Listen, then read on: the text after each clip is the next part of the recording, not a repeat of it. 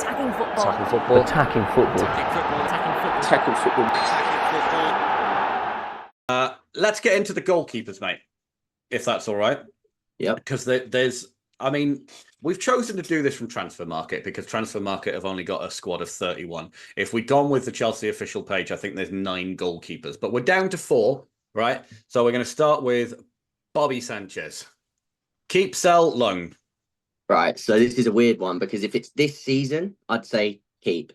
Because I was more or less happy to go into this season, Jorgensen being an addition, which I'm sure we'll touch on, but I was happy enough to not address the goalkeeper this season. I thought there are other areas I'd rather address, as much as I'm not saying Robert Sanchez is anything special, but I would be happy with him this season. So for the sake of it now, I'll say keep, but keep it in the back mind that I'm not saying he's brilliant. I think he's a decent quality goalkeeper. He's a Premier League level number 1. He's Premier League level. Not sure. I'm not Chelsea sure. want to be. Yeah, he has a mistake in him, doesn't he? Especially with his feet. Yeah, he's definitely got a mistake in him, but he's also got confidence, which is something Maresca likes in his keeper. So it's sort of catch-22. But yeah, he definitely obviously has that sort of mind blip in him. Yeah, absolutely. Philip Jorgensen. Again, keep. He's the second keeper, and I quite like it. I think he brings the on-ball qualities that you're looking for in a Maresca team. Yeah. Not 100% sold on his sort of shot-stopping tendencies. I think he's got a bit of a tendency to parry shots out into open spaces for rebounds. I think we're going to see that a lot this season when he does play. But again, for the fee and the fact that I was willing to not go all in for a keeper this year, spending 50, 60 million pounds on a out-and-out number 1, I think for the fee that you got him at, I think it's an okay gamble to take. So again, quite boring, but keep. Is he going to want to be a number 2? Because he's come in for a half-decent fee. He's 22 years old. Is he going to want to start? Yeah, of course he's going to want to start. I think, look, if it comes down to 80 games this season, which is obviously if we do well in all competitions, like, not saying we will, but if he's going to get Conference League games, he's going to get Domestic Cup games, so he's going to get a chance. My prediction would be that he is the number 1 by the end of the season, and Sanchez is either the number 2 or is sold next season. That would be my prediction. Which is why I said keep for Sanchez now. But next season, I think it becomes that Jorgensen's number 1 and Sanchez is sold, if possible, would be my prediction. Yeah. Do you you mentioned that he's very good with his feet and not so good shot stopping.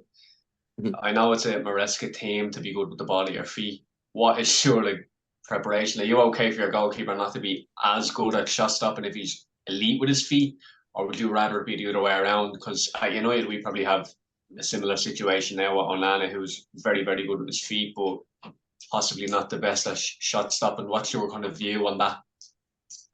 Yeah, I think you've got to sort of make the decision within your squad, haven't you? So if you look at City and Arsenal, I think they've sort of made the decision with Ederson and Raya, not to say that they're poor shot stoppers, but I think that because they're elite with their feet, you take a little bit off of what the shot stopping quality of, say, an Alisson. Don't get me wrong, Raya this season actually really impressed me. I think his shot stopping's been second to none for the first few games this season. He's made some huge saves.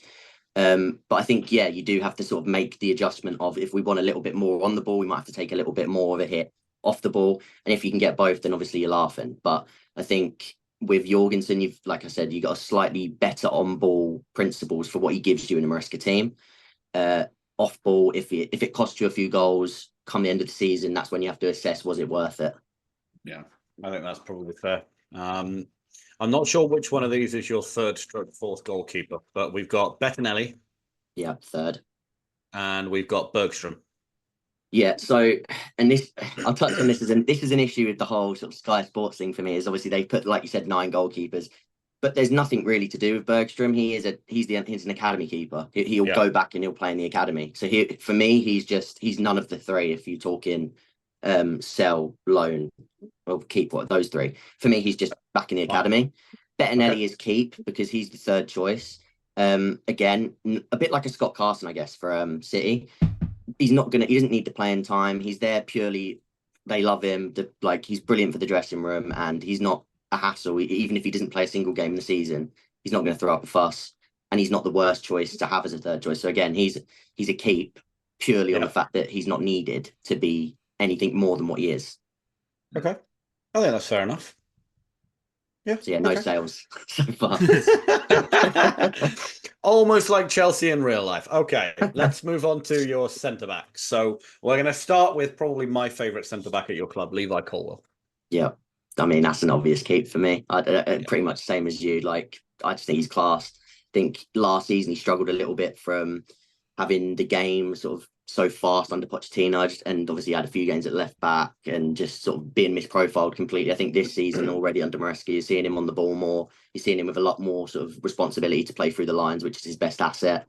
Yeah. And again, I think in there with a centre back partner, which we'll speak about in a minute, I think is a perfect combination for him to have. So I think with the right partner, I think he's like a set in stone next decade sort of player if you can keep him at the club that long, because he's that good in my opinion. What do you think his ceiling is as a player? He's 21. Yeah. Like, do you think he is elite, or do you think he will just finish just a level below that, or is it too early to call that? I think on ball qualities, I think you're talking one of the very best, but I think I think he's brilliant defensively, but I think if you're talking like elite defenders, I don't think he's quite got the capacity to be the absolute elite, like a Van Dijk, for example, defensively. But I think it's an all-round mold. I think he'll be his ceiling is to be one of the very best in the Prem. I put it like that. Okay. Axel Disasi. Sell for me. I was never really keen on the purchase in the first place.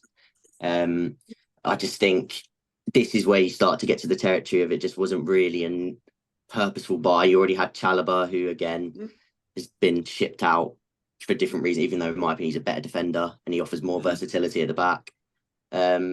He does add a little bit of experience, and he does have that sort of little bit of personality about him, which of like a Rudiger that you miss in terms of jeering up the crowd and being a bit like that. But yeah, overall, I don't think that's enough to sort of offset the poor defensive lapses, the over aggression at times, and the just like I say, poor decisions on the ball a lot of the time, and those little blips which can cause mistakes at the back. So yeah, he's a sell for me. Wesley Fofana. Yeah. Okay. So this is the partner for Levi Colwill for the future. I think he's okay.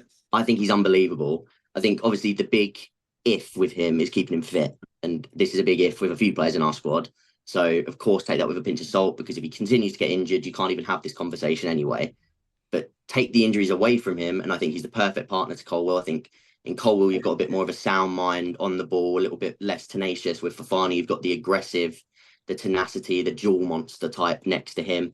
I think them two as a partnership is, you're talking Gabriel Saliba in terms of like how they complement each other on the ball and off the ball. But as I say, the main thing for him is, can you keep him fit? Something you've not seen, especially for an £80 million price tag over the last few years. So yeah, it's a keep for sure, but you've got to keep an eye on those injuries. Got to. Alfie, can you have a quick look at how much time Fofana spent in the treatment room? I actually have it here. He has in 21-22 he missed 63 games. In 22-23 he missed 26 games, and then 23-24 he missed 51 games. They were all the same injury, were they? Yeah, broken fibula in 21-22, knee injury in 22-23, and then cruciate ligament tear in 23-24. Oh, all different injuries. Yeah. He's been unlucky. I agree, though. I think if you remember Fofana at Leicester, he was probably one of the most highly rated defenders in the league. 100%, yeah. But he was just so unfortunate with a lot of injuries that are coming into the Premier League now, like the initial injuries, Yoro Marino. It seems like as soon as players sign players, they're just getting injured. And Fofana was unfortunately unlucky with that when he came into Chelsea. Like in that time frame, he's only had 4 injuries, but they've just been very long injuries. Yeah. That's been unfortunate. I think the cruciate knee ligament is probably the most worrying of them, because that's a reoccurring injury, isn't it? They'd worry me less than muscle injuries, though, if I'm being perfectly honest. Like, them type of injuries worry me less than consistent muscle injuries, because they are just, not that they're avoidable, but some of them are contact injuries, whereas muscle injuries, you don't need contact, and they worry me definitely a lot more than them type of injuries. His market value now on that transfer market is 25 million. And so I think they paid 80 million for him, what, mate, 2 years ago? Was it 2 or 3? Yeah, it's 3, I think. Yeah, it was the first transfer window under the new ownership. Yeah. It's tough because he's got all the quality, but it's just like you say, with that value, it's for me that value is depreciated so much because you're talking injuries, which if you can't get rid of them, there's no point having the second conversation anyway.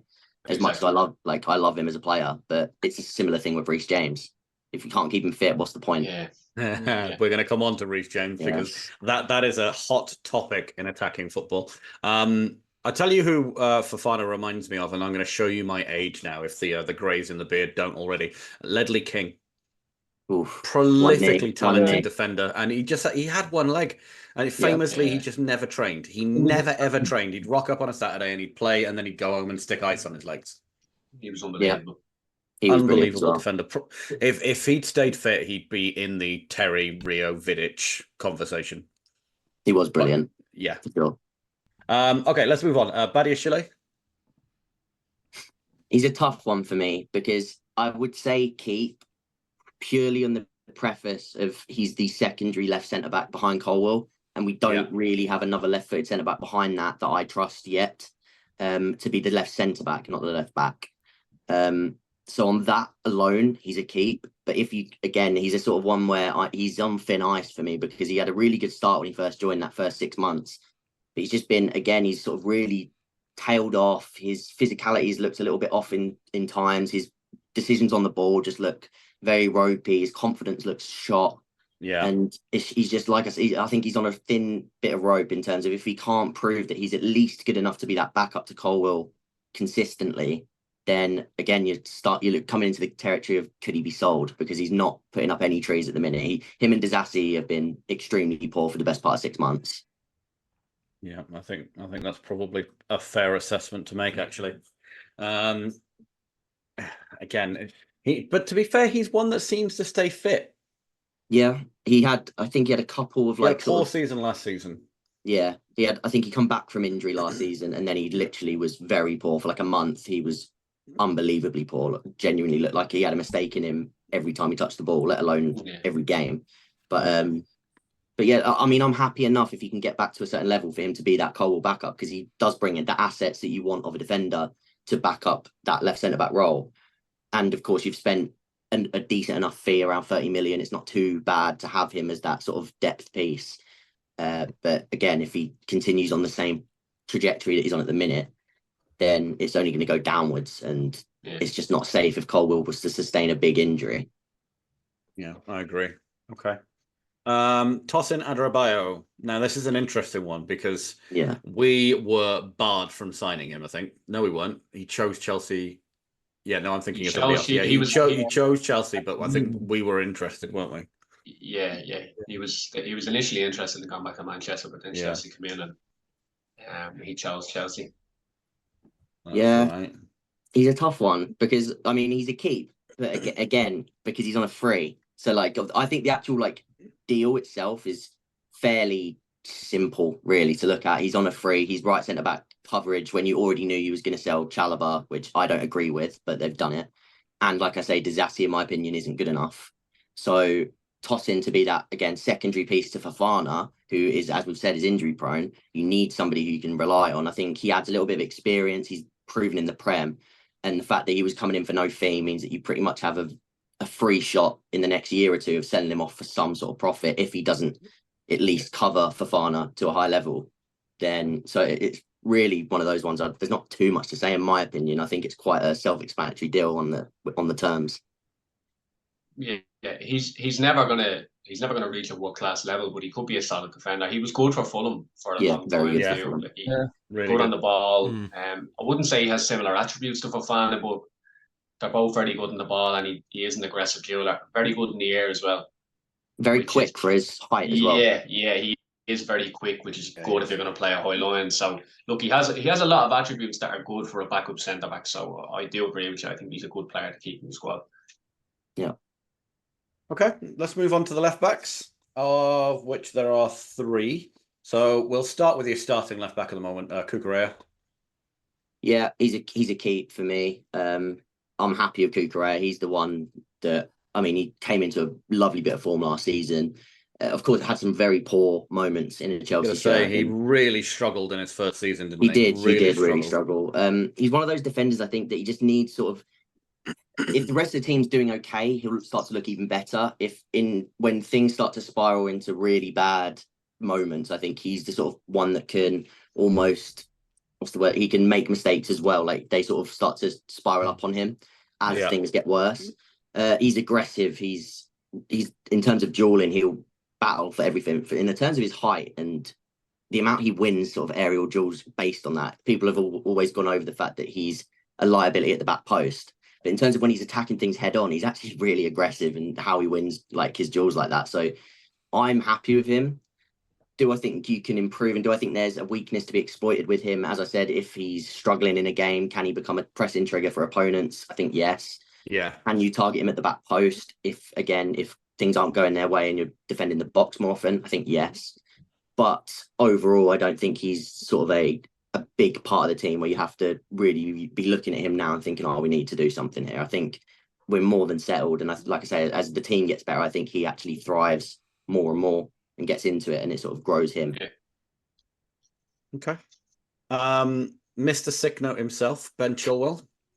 Yeah, he's a sell. I think that's pretty obvious considering he's been banished to the bomb squad. Yep. But I said it as soon as Maresca was hired as well. I said he was one of the people on my list as like a loser of the appointment. He was never going to fit.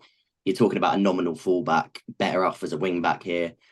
Doesn't suit Maresca. You're either having to be a left back who comes inside and creates sort of a back three as a left centre back, not his role.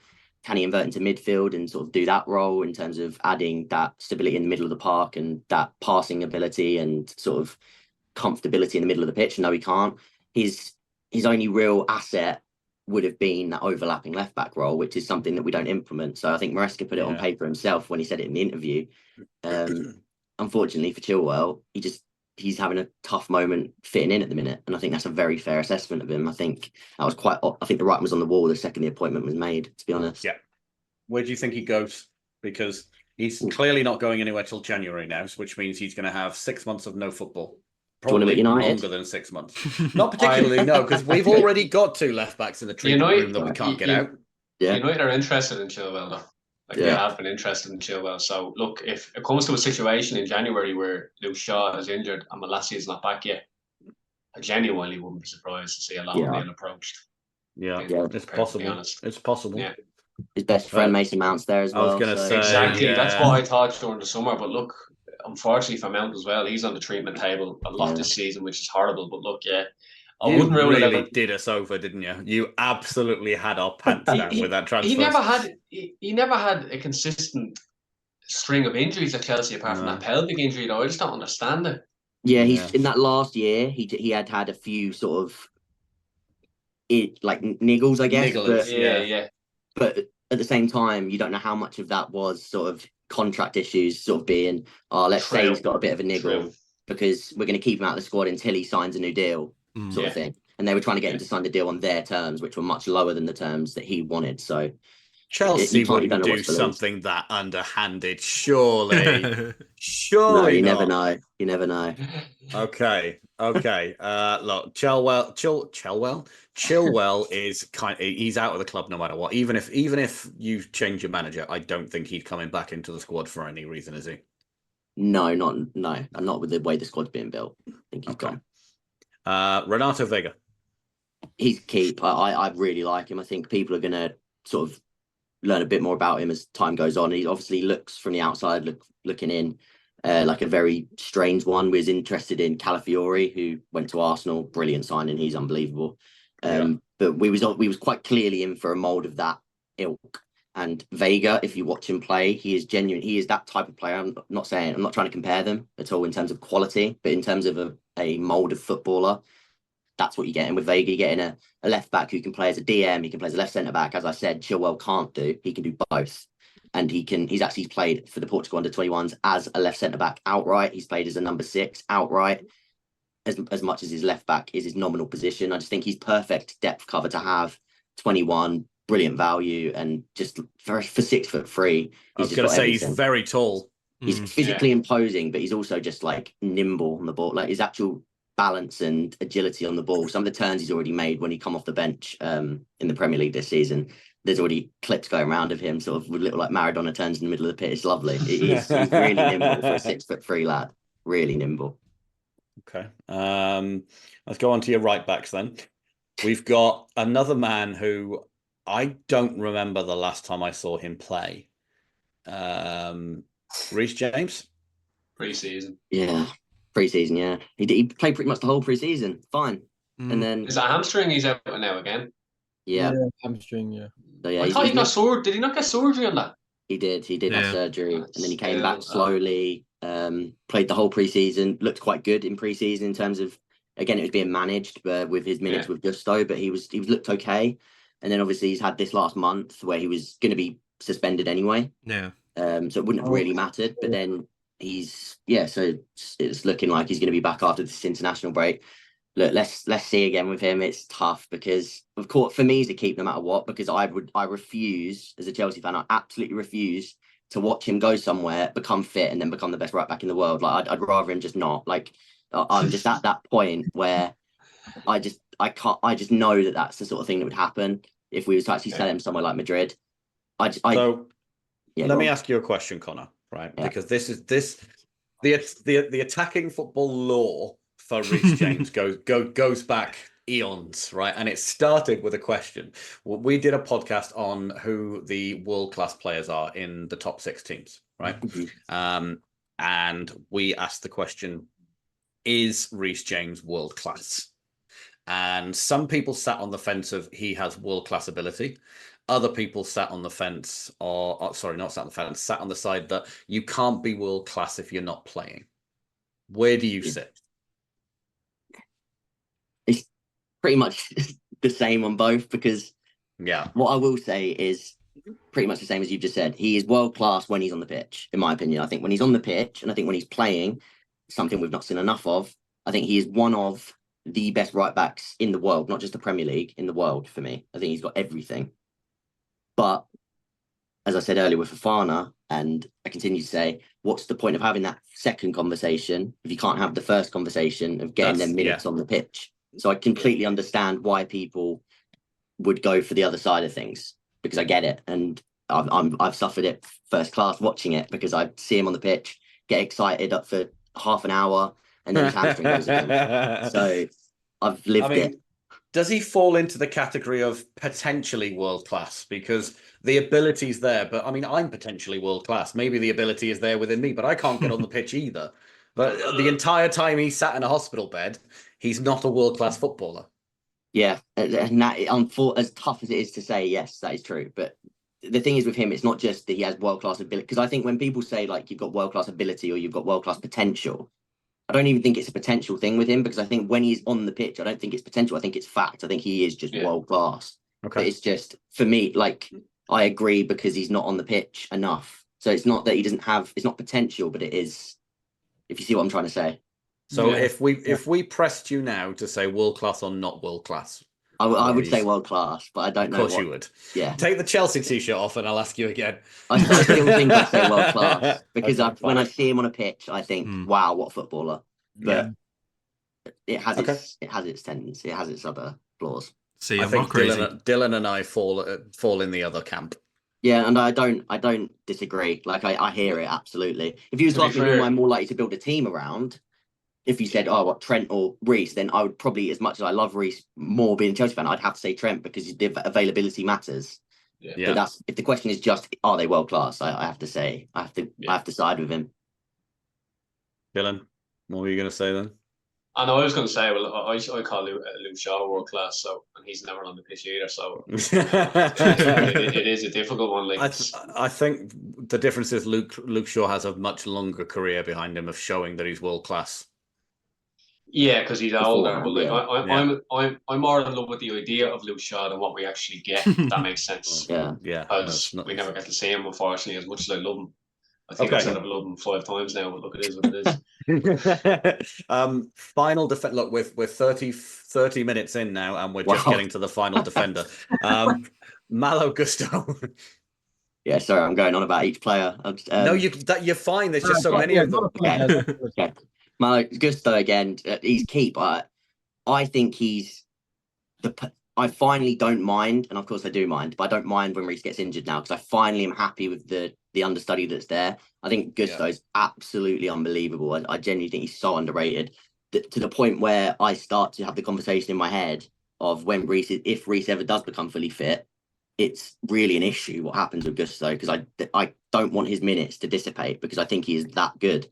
So it becomes, can we get him in at left back, which in pre-season, I'm not sure how much of it you guys sort of followed, but in pre-season, we actually saw Gusto playing at left back with Reece at right back quite often. So I think it's even in the manager's thinking of, if I have both of these players fit, they're both massive parts of my plans, to the point where we need them both on the pitch. So I think it's an outstanding keep. Like I honestly think Real Madrid would be looking at somebody like Gusto in the future. Yeah, well, they are going to be needing a right back very, very soon. But I mean, you brought him in for 30 million euros, which looks a steal now, doesn't it? Yeah. It looks an absolute bargain. Mm-hmm. I'm sure he's in quite a lot of fantasy teams in the attacking football league as well. Oh, he looks like he's out injured again now, unfortunately. Again, really? Yeah, so he looks like he's picked up. He went off yesterday.